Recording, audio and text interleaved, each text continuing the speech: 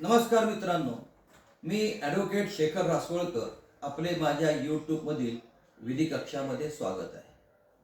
मित्रांनो, न्यायाबद्दल असं म्हटलं जातं की justice delayed is justice denied. जर एखाद्याला न्याय उशिरा मिळाला तर तो न्याय मिळाला नाही असं म्हटलं जातं. याच अनुषंगाने सर्वोच्च न्यायालयाने, ज्याला आपण भारतातील टॉप कोर्ट म्हणतो, त्याने उत्तराखंडमधील केस आहे 2/82 केस आहे यशपाल जैन विरुद्ध सुशीला देवी.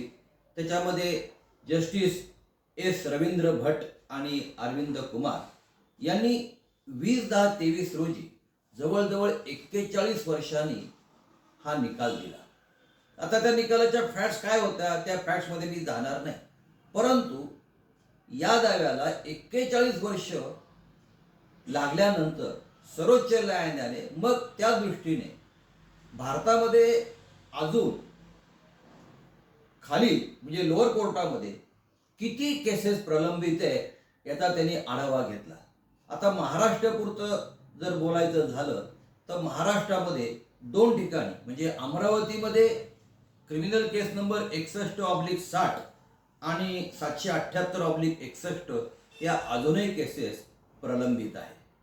तसंच त्यांनी मेहकर म्हणजे बुलढाणा जिल्हा आहे तिथे अजूनही 61/60 ही केस अजूनही प्रलंबित आहे. तसंच सर्वोच्च न्यायालयाने आपल्या अधिपत्याखाली जितके उच्च न्यायालय हायकोर्ट येतात त्या सर्व रजिस्ट्रारांना एक पत्र पाठवलं आणि त्यांना असं सांगितलं, डायरेक्शन दिल्या की संबंध भारतामध्ये सगळ्या रजिस्ट्रारांना सांगितलं की आपल्याकडे किती केसेस प्रलंबित आहे याचा आम्हाला तुम्ही अहवाल द्या. मग त्यांनी एकंदर 35 हायकोर्टाचा अहवाल दिला. आता त्यापैकी पहिलं जे कोर्ट आहे भारतामधलं म्हणजे याच्यामधलं हायकोर्ट ते उत्तर प्रदेशच्या अलाहाबाद हायकोर्टाच्या अंडर येतं. तर त्यांनी त्याचं वर्गीकरण केलं की हायकोर्टामध्ये दिवाणी केसेस किती पेंडिंग आहे, फौजदारी केसेस किती पेंडिंग आहे, पुन्हा त्याच्या खाली जे हायकोर्ट डिस्ट्रिक्ट कोर्ट आहे त्यांच्याकडे दिवाणी आणि फौजदारी किती केसेस प्रलंबित आहेत.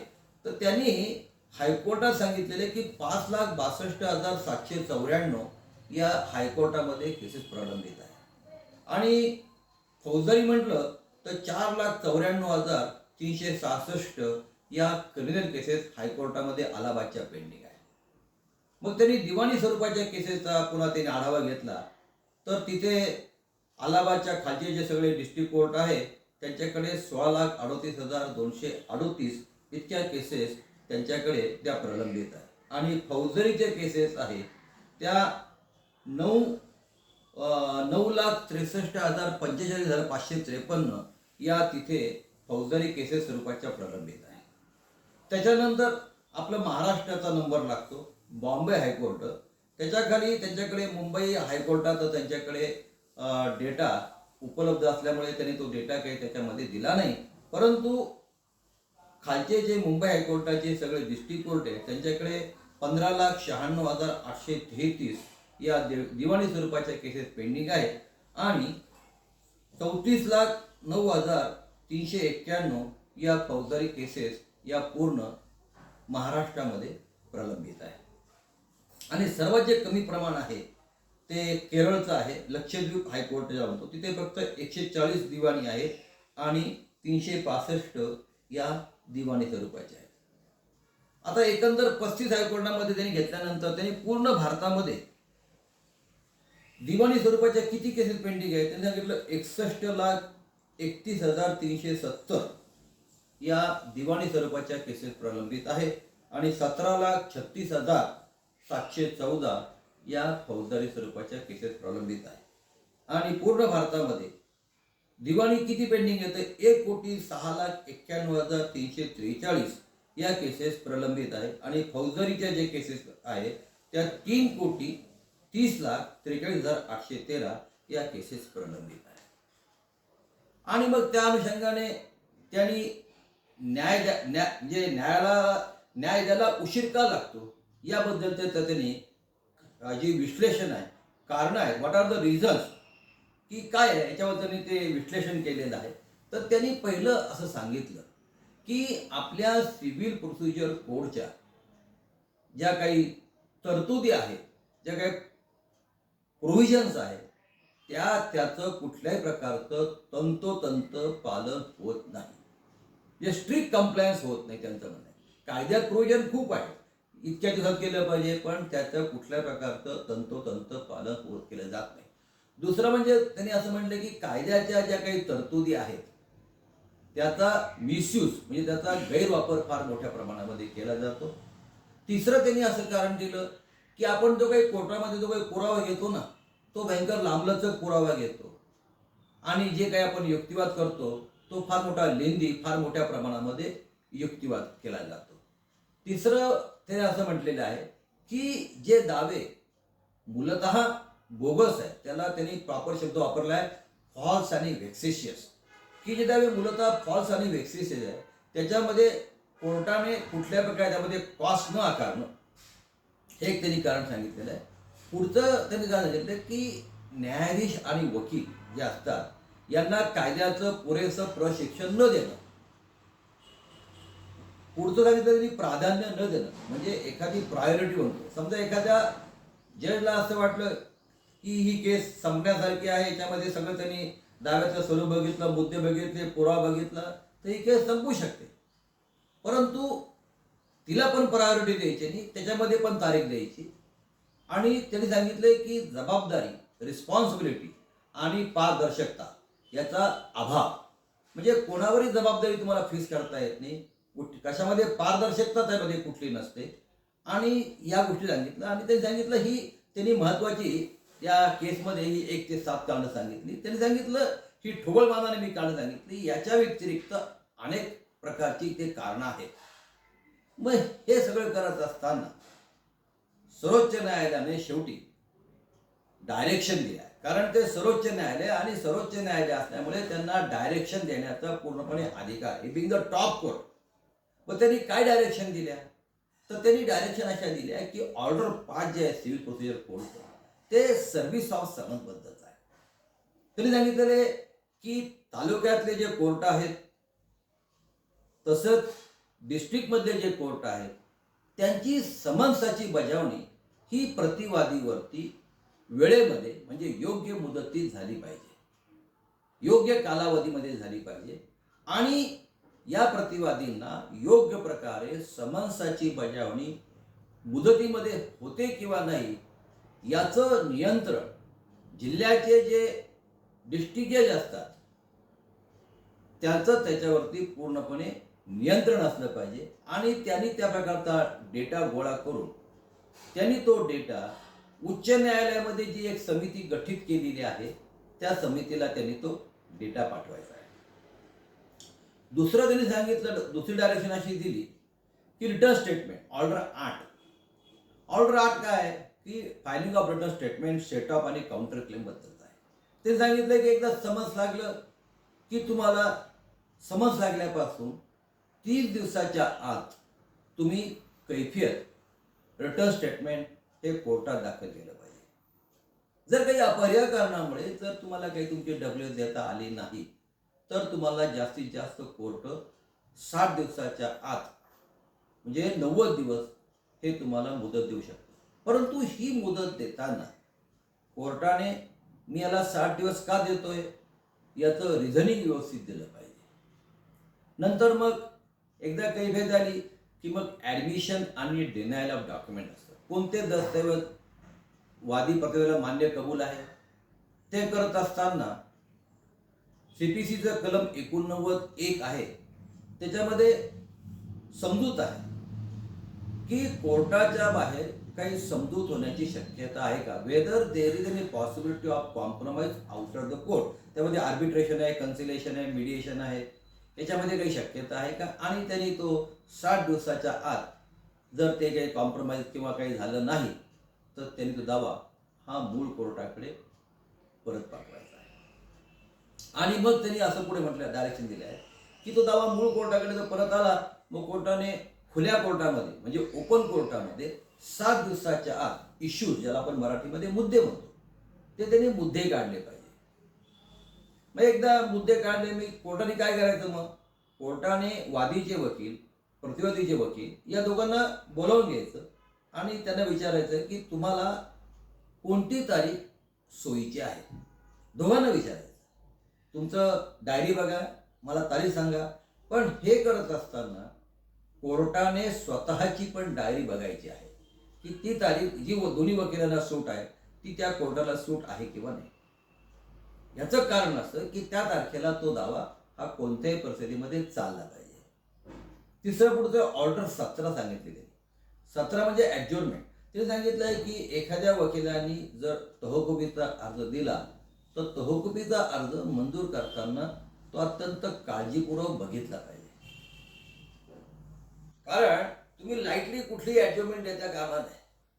कारण ॲडजॉर्नमेंट मॅक्झिमम तुम्हाला 3 देता येतात. आता ॲडजॉर्नमेंट म्हटलं तर ॲडजॉर्नमेंट हा प्रकार विषय फार मोठा आहे. कारण इतके ॲडजॉर्नमेंट येतात की त्या ॲडजॉर्नमेंटच्या अर्जानेच तो केस ही आपली जवळजवळ हे होऊन जाते. असो विषय तो नाही आहे. ॲडजॉर्नमेंट दिली तर ती जवळची दिली पाहिजे. काही कारण संयुक्तिक असेल तर दिलं पाहिजे. मग कोर्टाने जो नंतरचा पुढचा आहे त्याने म्हणाय की युक्तिवाद, की दोन्ही वकिलांचा युक्तिवाद हा त्यांनी डॉक्युमेंटरी काही तोंडी काही हे पुरावा असेल तर तो पुरावा शांतपणे कोर्टाने ऐकून घ्यायचा आणि तो पुरावा ऐकल्यानंतर ऑर्डर 20 ज्याला आपण जजमेंट म्हणतो, निकालपत्र म्हणतो, ते जजमेंट कोर्टाने 30 दिवसाच्या आत जजमेंट कायद्याप्रमाणे दिलं पाहिजे. जर कोर्टाला काही कारणामुळे अशक्य झालं की 30 दिवसात काही जजमेंट देणं शक्य नाही तर कोर्टाने मग आणखीन 30 दिवस जजमेंट दिलं पाहिजे. म्हणजे 60 दिवसाच्या आत. जर कोर्टाला वाटलं की आपल्याला काही 30 दिवसात देणं काही शक्य नाही तर कोर्टाने त्या प्रकारचं रिझनिंग दिलं पाहिजे. म्हणजे या सगळ्या डायरेक्शन त्यांनी त्या याच्याकडे दिलेल्या आहेत. आणि शेवटी त्यांनी असं म्हटलेलं आहे की जर तुम्हाला ते जजमेंट म्हणजे जर एखाद्या कोर्टाला असं म्हणजे त्यांनी पुढे असं डायरेक्शन दिलं की जे दावे 5 वर्षापेक्षा प्रलंबित आहे, म्हणजे आज आपण 23 मध्ये आहोत, तर जे दावे 18-19 पासून जे प्रलंबित आहे तर त्या प्रकारचा आढावा त्या कोर्टाचे जे सिव्हिल जज सिनियर जज म्हणजे वरिष्ठ स्तर जे मुख्य जज आहे त्यांनी त्या प्रकारचा आढावा घ्यायचा आहे. आणि त्या प्रकारचा आढावा घेऊन तो त्यांनी त्या जिल्ह्याचे जे जिल्हा न्यायाधीश आहेत त्यांना तो अहवाल पाठवायचा आहे. आणि तो अहवाल त्यांनी तो हायकोर्टाने जी समिती गठीत केलेली आहे तो त्यांना पाठवायचा आहे. आणि त्या समितीने मग महिन्यातून 2दा मीटिंग घेऊन रिव्ह्यू घेऊन की या दाव्यांना उशीर का लागतोय याबद्दलचं त्यांनी कारणं बघायची आणि त्या प्रकारच्या पुढच्या ॲक्शन घ्यायच्या आहे. आणि मग त्यांनी शेवटी असं म्हटलंय, सगळं डायरेक्शन गेल्यानंतर शेवटी त्यांनी असं म्हटलंय की the secretary general he directed to circulate the copy of this judgment to the registrar general of all the high courts for being placed before the respective chief justice for a consideration and suitable steps being taken as opined herein above. We make no alters to cause S. Ravindra Bhat आणि अरविंद कुमार तारीख 20/23. आता या direction देणं या supreme कोर्टाने direction दिल्या, त्यांचा अधिकार आहे. अशा प्रकारच्या डायरेक्शन चेक बाउन्सिंगच्या केसमध्ये पूर्वी दिलेल्या आहेत. चेक बाउन्सिंगच्या केस दिल्या म्हणजे याचं कारण असं झालं की चेक बाउन्सिंग हा जो निगोशिएबल इन्स्ट्रुमेंट ॲक्ट हा का आला, कारण लोक चेक देत होते, चेक वटत नव्हते, त्याच्यामध्ये 420 किंवा ब्रीच ऑफ ट्रस्ट हे बसत नव्हतं, म्हणून तो ॲक्ट एनॅक्ट केला. त्याच्यामध्ये त्यांनी चेकच्या रकमेची दुप्पट अमाऊंट, 2 वर्षे शिक्षा किंवा दोन्ही, की जेणेकरून लोकांना त्याच्यामध्ये काहीतरी वचक बसावा. परंतु वचक तर काही बसला नाही, परंतु दिवसेंदिवस 138च्या केसेसचं प्रमाण भारतभर खूप वाढत गेलं. मग त्याच्यामुळे काय झालं, त्याच्यामुळे मग ऑल इंडिया बँक असोसिएशनने ती एक केस दाखल केली वर्सेस युनियन ऑफ इंडिया. आणि त्याच्यामध्ये पण अशा डायरेक्शन दिल्या गेल्या. त्याच्यामध्ये अशा डायरेक्शन दिल्या की मॅजिस्ट्रेट पुढे एकदा केस दाखल झाली की त्यांनी त्याला वाटलं की त्याचे इंग्रेडियंट्स फुलफिल झालेले आहेत, त्यांनी लगेच इश्यू प्रोसेस करायची. इश्यू प्रोसेस केल्यानंतर त्यांनी बघायचं की कॉम्प्रोमाइजची शक्यता आहे किंवा नाही. लगेच त्यांनी पुरावा घ्यायचा, पुरावा घेऊन त्यांनी 3 महिन्यात केस संपवायची.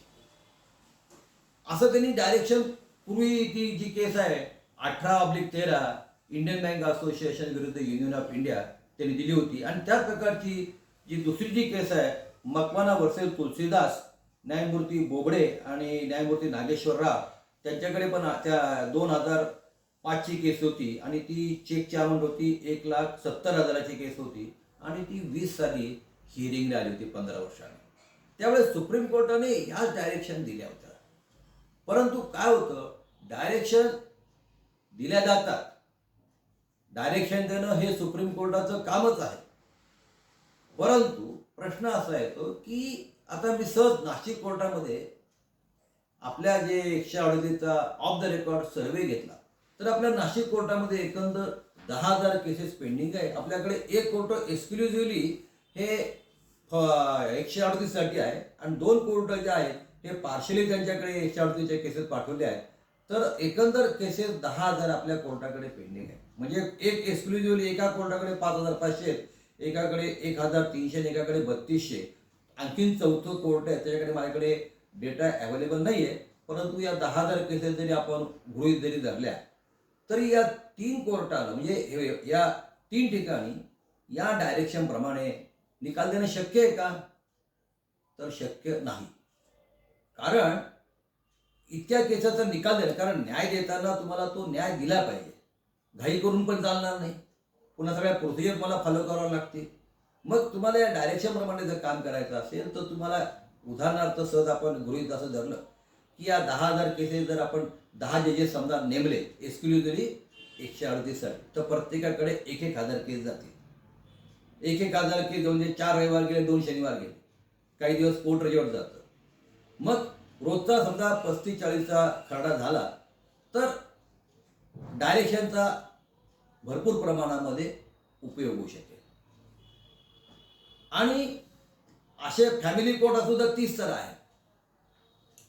आत्ताच परवा दिल्लीला मला वाटतं फॅमिली कोर्टाची पूर्वी 10 जजेस आणखी नेमलेले आहेत, संख्या वाढवली आहे, स्टाफही वाढवला आहे दिल्ली सरकारने.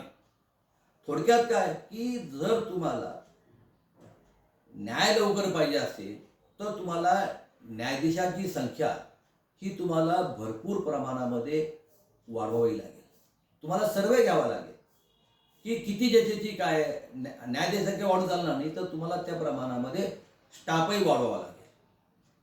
म्हणजे न्यायाधीश संख्या वाढवावी लागेल, स्टाफ वाढवावा लागेल, तुम्हाला स्टेशनरी उपलब्ध करून द्यावी लागेल आणि तुमचं जे इन्फ्रास्ट्रक्चर आहे हे तुम्हाला सुसज्ज करून द्यावं लागेल. आणि हे अशक्य काही नाही, सगळं शक्य आहे. कारण शेवटी आपल्या याच्यामध्ये 4 आधारस्तंभ आहेत आपले. एक कायदे मंडळ आहे, दुसरं कार्यकारी मंडळ आहे, न्याय मंडळ आणि दुसरं प्रसार माध्यम आहे. या 4ही माध्यमामध्ये आपलं जे न्याय मंडळ आहे हे पूर्ण भ्रष्टाचारमुक्त आहे. आणि न्याय मिळायचा असेल आणि जर आपलं जर न्याय मंडळ जर व्यवस्थित ठेवायचं असेल, चौथा खांब, तर या सगळ्या गोष्टी करणं आवश्यक आहे. आणि अशक्य काही नाही आहे. सगळ्यांनी जर प्रयत्न केले तर ह्या गोष्टी शक्य होतील. आणि मग एखाद्याला मला न्याय उशिरा मिळाला असं म्हणता येणार नाही. असो मित्रांनो, तुम्हाला माझा हा व्हिडिओ आवडला, लाईक करा, शेअर करा, सबस्क्राईब करा. धन्यवाद.